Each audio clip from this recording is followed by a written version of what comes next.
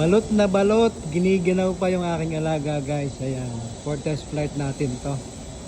Para madala natin sa laot. Ito yung gagamitin kong helicopter sa laot guys. So, ayan, ganyan po paano pa pangalagaan niya, no? Para hindi masyado malikabukan. O kung may nagpipintura, so hindi siya makapitan ng ibang pintura o anumang makakapangit sa kanyang kulay, makakasira.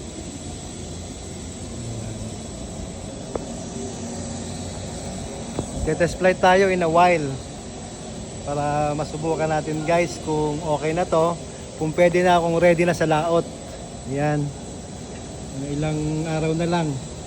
See you Pacific Ocean guys. Yun yung aking alaga. Ang alaga namin.